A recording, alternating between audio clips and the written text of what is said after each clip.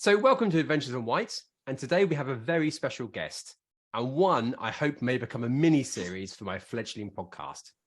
Now, I remember first meeting my guest while ordering a medium-sized cod and chips in Cowes, which I'm sure a lot of people would have done. But when I think of my life, I think I'm pretty busy, but I'm going to remember that my guest today not only runs the catering at one of the island's largest factories, he has his own fish and chip shop, he is also a councillor for Cowes North, and stood as the Labour candidate in the 2019 general election, coming second. My guest today is the very nice, and I'd also add very funny, Richard Quigley. Richard, welcome to Adventures of Wight. Thank you so much, Ben. Very funny. I think I take that as the biggest compliment anyone could ever say. I'd take that over anything else, and not necessarily everyone would agree, including my wife. I remember when we organised the comedy night, Richard, and you were the sellout gig. Well, I think I'll take that. I'll take it. Richard, really appreciate you taking the time. Busy guy. So thanks a lot for coming on to our podcast. And that's really going to be my first question. I've got so much to ask you, but as the introduction alluded, you've got so much on your plate, right? You're running this catering at Vestas, that's right, I think. You've got the fish and chip shop, you're a councillor, you stood in the election.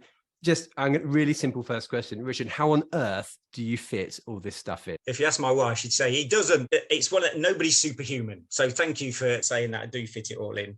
Again, everybody will say it, but have great people around you. I'm really lucky. I've got some really great people working with me.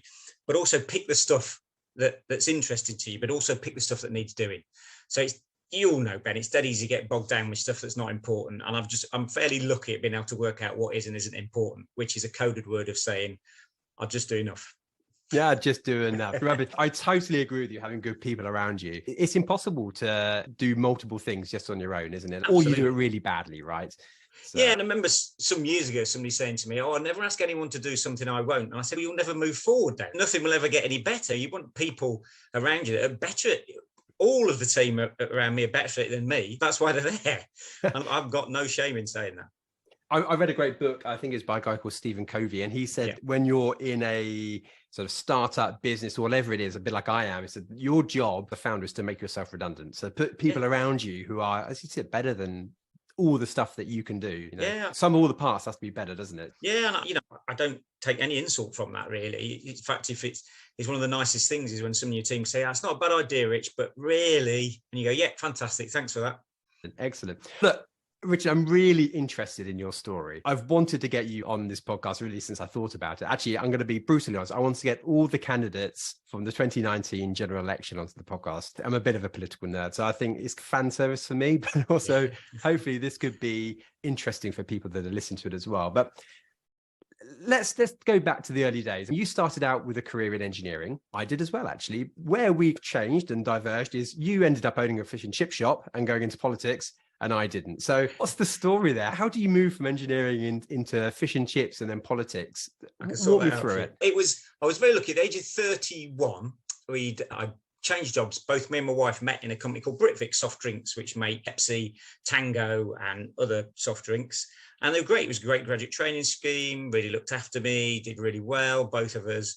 And then I had the idea that just as Leah got pregnant with our first one, that I'd change jobs and got a job as a supply chain director at a company called Dewars Jam in Manchester. And as it turns out, it wasn't a good fit. And it's a long story short is I decided it wasn't the place for me. And I think they probably agreed. And so I'd had this idea of going in, buying, as a lot of people do, you go, I'll wait till I'm 40 and I'll buy a restaurant because it looks easy. Oh. And we just brought it forward and we did. We ended up buying a fish and chip shop. My father-in-law is the window cleaner in Cowes. And while we were looking at our options, he said, Corrie's Cabins for sale. I was a bit like, fish and chip shop. And if I'm honest, it's the best thing we've ever done. And I still wake up every day very proud of the fact we did it. And I'm very proud of everybody that we've got working there, because it was really important to me and Leah that we did it well.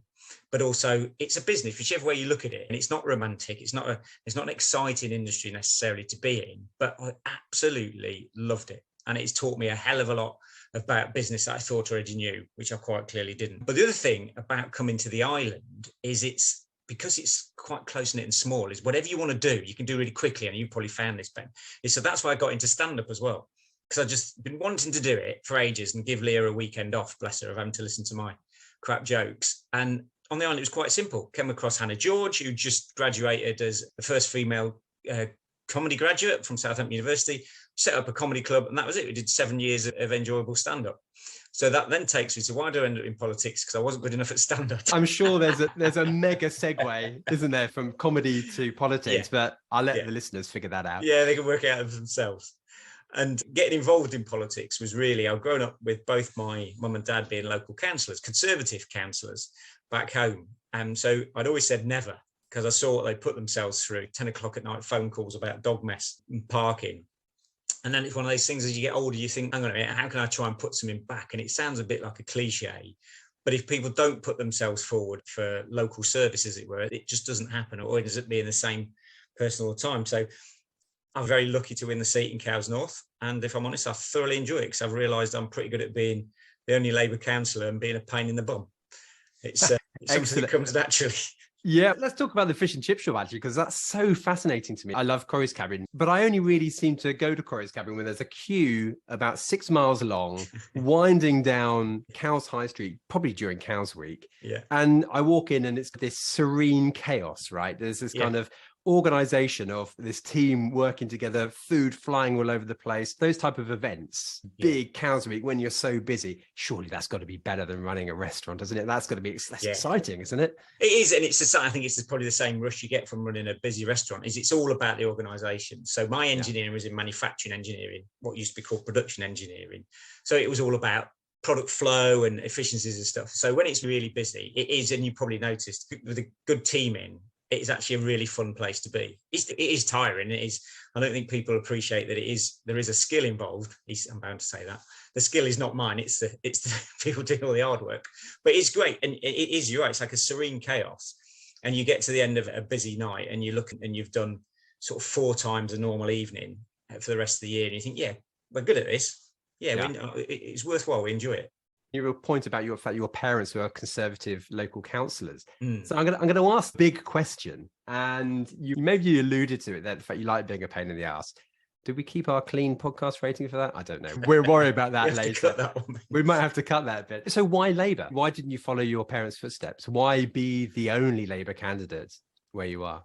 Yeah, it's an interesting one, because growing up as in a Conservative family, I just thought that was where it was under Thatcher. I just thought that's how things were. I remember clearly the miners' strike at the age of 11, 12.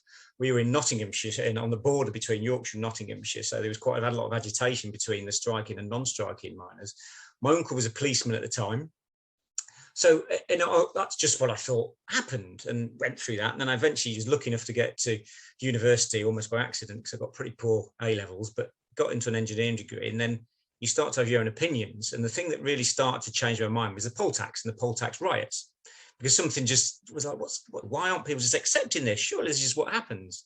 And then you talk to people, and people's opinions change your mind of where you thought your nice, comfortable life was. And you go, hang on, this isn't right, actually. Just because this wasn't particularly affecting me doesn't mean I shouldn't be exercised by it. So that's when I went on my first march. And then after that, it started seeping in, and my parents would start seeing it more on visits home. And then eventually it was very clear that my values were aligned with the left and of the Labour Party. I can't get away from that now, if I'm honest. It's not something I've chose. Your outlook chooses you, doesn't it? So that's where it went. And I think... Yeah, I was going to ask that. It's interesting that your parents started noticing that. I guess there wasn't some sort of big coming out party. Hey, mum and dad. It felt like it. Yeah, I've got good news and bad news. Good news, I'm really into politics. Bad news, not your politics. How did they react to that? I think they just thought, oh, he'll grow out of it. And I do actually remember mum saying, my now wife, they blamed 2 things on Leah. One was the fact I started wearing glasses, and the other was that I'd become very left wing. And I mean, if you think both of those through, neither makes sense. But I think it's just I cannot bear, even now, and I do thank my mum and dad for this, because they share the same sense. It just takes them a different journey. Is I cannot bear injustice and inequality. It absolutely drives me crazy. And I appreciate how very lucky I am, and I know I'm in a very lucky position. But I can't bear the thought of people that aren't, the people that feel helpless. And don't have the voice I've been able to get by growing up in a nice middle-class family. A lot of people don't get that chance. And to me, it feels really important that I engage with people who, they're my friends, my neighbours, that haven't got the same opportunities I've got. And I think it's really important that voice is always heard. Look at even local politics. It's very much a particular type of person that goes into local politics. We need single mums in politics, but it's quite difficult for them to be able to do it and juggle everything. We really need to get real proper representation. So that's what drives me on. Depth on the bench, I guess, is the thing. That social justice point is really interesting, isn't it? We're living in what can only be described as tumultuous times. And that's definitely going to keep the clean rating, I think. I had to just bite my tongue there for a moment. But we see it everywhere, don't we? So it must be quite frustrating for you at the moment to see everything that's going on in the world, in the UK particularly. Yeah, it is, because in 200 years' time, when they write the history of this period, and we'll say we let people go cold, die, and probably starve. And the first question I ask is, was there a problem with providing food? And the answer will be no, there was a problem with providing money. I hope by that point, people will realise just how ridiculous that sounds. Is for people to go hungry, we should view money as a resource like everything else rather than a reward, but we're not in that society. We're not in that level of equality. But the idea that a sovereign nation that has control of its own money and has its own bank can go bankrupt or run out of money is nonsense. That's when they compare the government's finances to household finances. It's correct up until a point until you go, yeah, but how come dad's got his own printing machine and he's allowed to buy a brand new Porsche and we're all starving? And that's the situation the government's in, is that there's more money in the country today than there was yesterday, and there'll be more money in the country tomorrow than there is today, but it's not in any way, shape or form distributed evenly. And that's what keeps driving me forward, because the problem has an answer. We just need people to agree that the answer's worth. Talk a bit about that general election, 2019. Yes. I think that was the last one, I'm pretty sure. Yeah, who knows? It feels like a lot more. We haven't had one since the podcast has started, I'm pretty sure. I better check that. So you stood for Labour in 2019 in a seat which is the very safe Conservative blue. We get to that in a moment. I've got a question about that. Yeah. But I'm really interested in the personal side. So you made the decision to stand. You've mentioned your wife a few times on this podcast, obviously your family. This is the biggest job on the island, right? So it must have been an absolute roller coaster of emotions you were going through and your family were going through, putting yourself into that position. Give me a sense of what that was like. It's interesting because it is the biggest job on the island, but also it shouldn't be the biggest job on the island, because island policy is set by the council and the island's MP should be up in Westminster representing us. But so what were the emotions? Let's answer that question. I was very excited. And I can't deny there has to be a bit level of ego involved in putting yourself forward for politics. You have to believe you can do it better than someone else. But I don't need another job. I've been very lucky. I've had 2 successful careers. I don't need another job. But it was very exciting. And Leah was fantastic. My wife was fantastic, because she said, what's happening? What are we doing? So we've got a great team. We had Julian Critchley, who stood in 2017, who we thank for getting the Labour vote up to where it got to that year. And it was only a little team of 4 or 5 of us. And Leah got out this big roll, because she's an artist. She got this big roll of brown paper and put the day of the date there and the polling date. And she said, let's fill this all in, because she was also an acceptable project manager, which I never was. And we just populated it all the way through. And she basically said to me every morning, get in the car about 8 o'clock. I don't want to see you till dinner time. So that's what went on the road. We went around old people's homes. We went around care homes. We went to schools. We went doing pub meets. We went doing visits, because to me, it didn't feel like work. None of it felt like work. It didn't feel like, you know what it's like to get up in the morning when you run your own business. This felt actually, it was fun, a lot of fun. I really thoroughly enjoyed it, because you're talking to people who aren't coming to you with a one-dimensional problem about your business. They're coming to you with multi-dimensional problems about their lives, which you can have some impact on if you can get to a position you can start solving them. So it was just great fun. And I know that's probably not what I'm supposed to say in politics. It's because it just didn't feel like work, because I felt fantastically privileged to be allowed to do it. I was for 6 weeks, the campaign. For 6 weeks, I was allowed to get up in the morning, pretty much go and do and be me all day long, and talk to fantastically interesting people about stuff who were interested in listening to what I said, but more importantly, interested in telling me what their issues were. So how could that not be thoroughly enjoyable? And for me, that's what it's about. I do a dog walk through town every day through my constituency. And people stop me quite regularly. And I'd always said, I'm never going to be like my mum, because my mum's, when we were kids, it used to take an hour to do like a 400-yard walk through town. I'd be like, Wendy, and I've got a problem with the pavement. I was like, never. But actually, it's really important, because people need to be heard. So that bit is what I really enjoy. Being honest, the hard bit was like the long hours and coming back and the impact on the family, because it was very selfish. I'll be honest with you, it's a very selfish thing to do, because I'd come back and be quite exhausted, and Leah would have been holding the fort, doing all the stuff with the kids and the dogs and whatever else, and I come back and expect everyone to look at me like I was some sort of hero, and I'm not. I'm just Richard. I'm Dad. I'm Richard. I am nobody. Even if I was the MP, I'm nobody special inside my own house. So it was just a really interesting and fun time.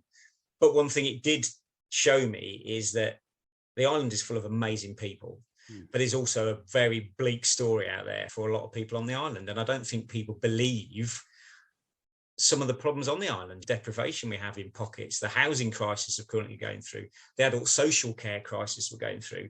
These are real, very real problems that people need to be heard about, because we need to find solutions. But does that answer your question, or was that me having an opportunity to rant, Ben? No, I love those answers, actually. That's brilliant. We were chatting before the mics went on. I mentioned that I used to be a trustee of the Youth Trust, and I totally understand that point, that people don't really understand it. So we used to have some interesting stats about the number of children on the Isle of Wight who are officially under the poverty line, well, actually in extreme poverty. But I play golf, I go to the golf club, I sit in the pub, we chat about these things, and actually, really, are they? No, don't be silly. Of course they're not. And it's very easy to be dismissive of that, and until you maybe point that out and just educate people, then people start to see it, don't they? And it's everywhere, right? It is. Just, but we live in with the fifth richest nation. Or maybe something six like now. I think it maybe might be six, but either way. Again, the podcast has been going for a little bit of time. Perhaps that slipped as well. So anyway. So that's really interesting. I mentioned teams multiple times. Clearly, you rely on your team. You were doing all this stuff whilst running the business with a family. Yeah, I mean, that just carries on the myth of Richard, actually, that you are the busiest person on the Isle of Wight, but somehow managing to juggle it all. So you haven't debunked that at all. You've made it work. I'm gonna, by the end of this, hopefully people will realise I'm not even average. I'm below average. That I've done well if people really realise that by the end. Brilliant. Talk about that election a bit more. So you came second. That doesn't really tell a whole story, in my opinion. In 2015, Labour came fourth here with 12.8% of the vote. In 2017, Labour had 23% of the votes, a big jump in 2017. And in 2019, it's about the same, right? About 24%. However, Bob Seeley, our current MP, actually increased his margin. And I was doing some research before we spoke, and I was flabbergasted to learn there hasn't been an MP on the island that wasn't either Liberal Democrat or Conservative since 1851. And the Conservative, so the MP before that was for, I think it was called the Reform Party, which is slightly scary. Different Reform Party. Different Reform Party. That tells a fairly bleak picture, I guess, if you're a Labour on the Isle of Wight. So, Richard, can Labour win here? Is that ever going to happen? For easy answer, yes. And I'll tell you why. Is if you go back to 1945, the percentage share of the Labour vote was 40.7%, and it was only about 2% less than the winning Conservative vote.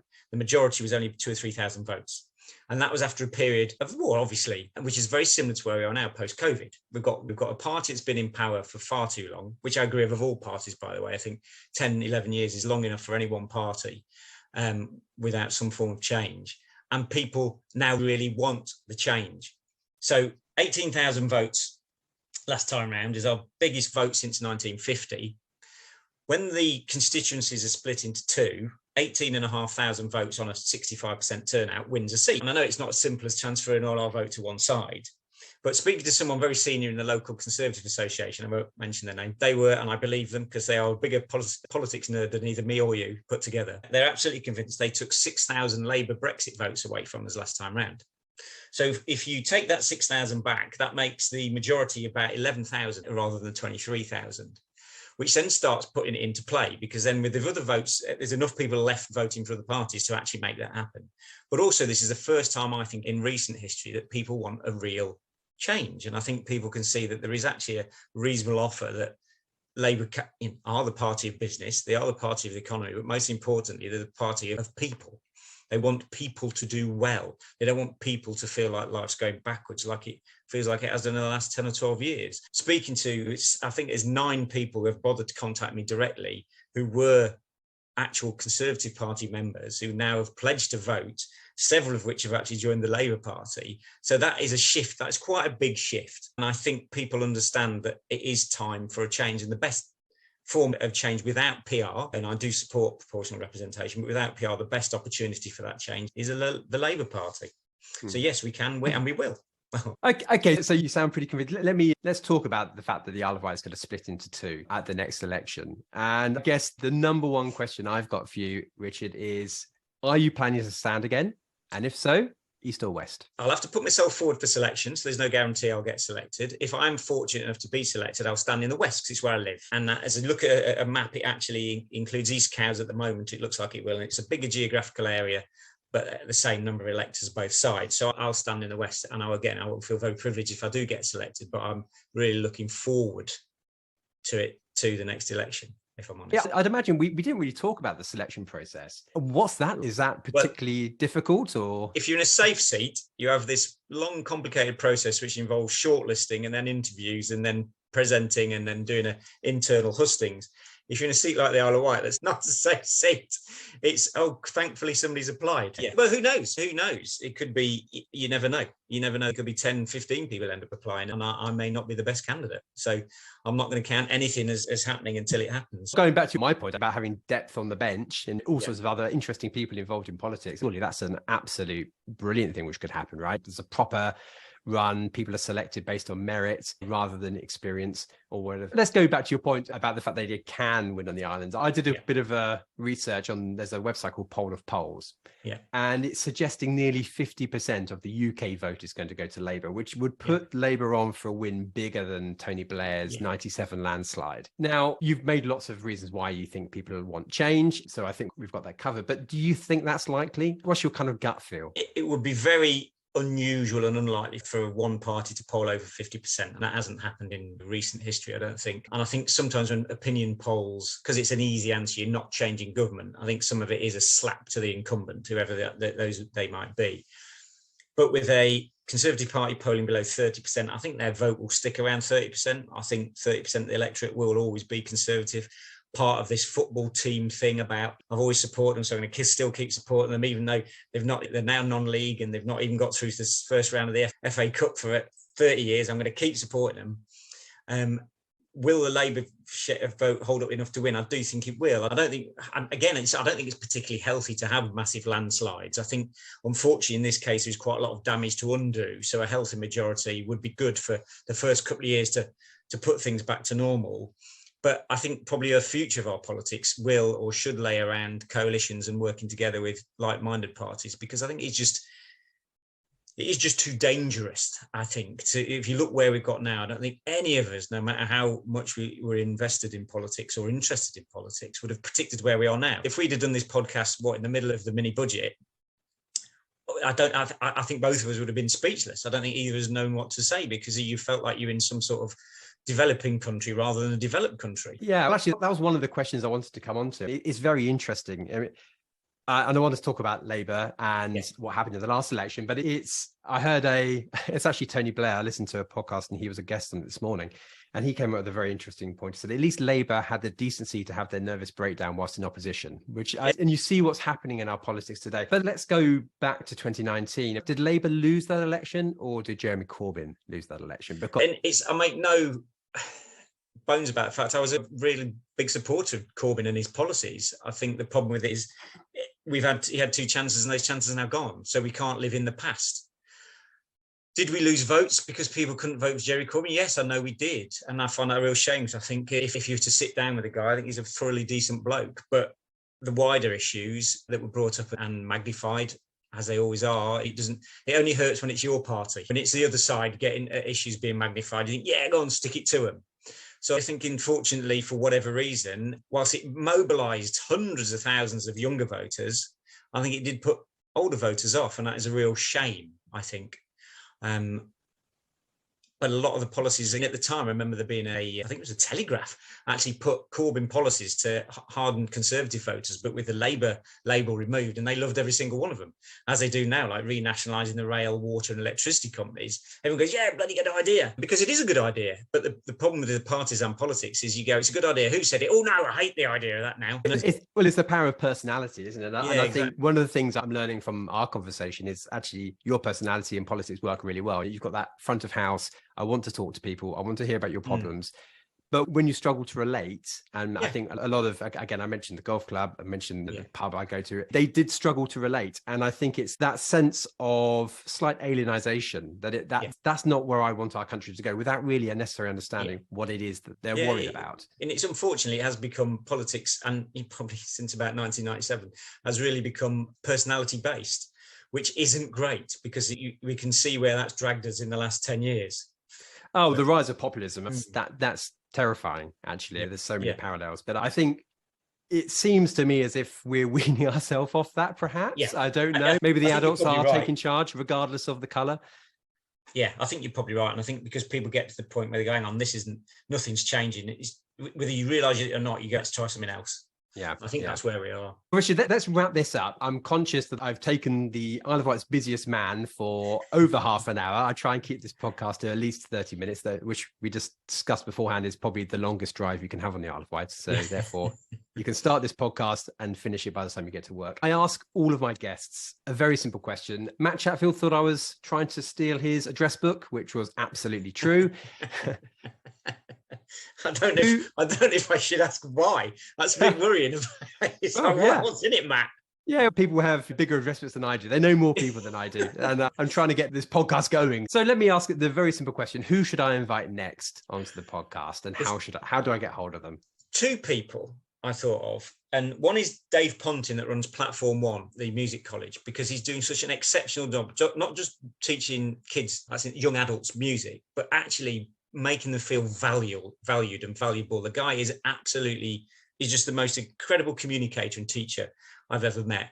And the other one is Dominic Minghella, who obviously no longer lives here, but is here regularly. And I met with him the other night, and he's very keen on helping the Labour Party on the island, as well as other things. But he's very interested in the island still, because he's got lots of family ties. So one or both of those, I guess. Oh, both would be fantastic. And maybe we should do a panel with the pair of them, both creative guys. So. Yeah, that's not a bad idea, actually. Yeah.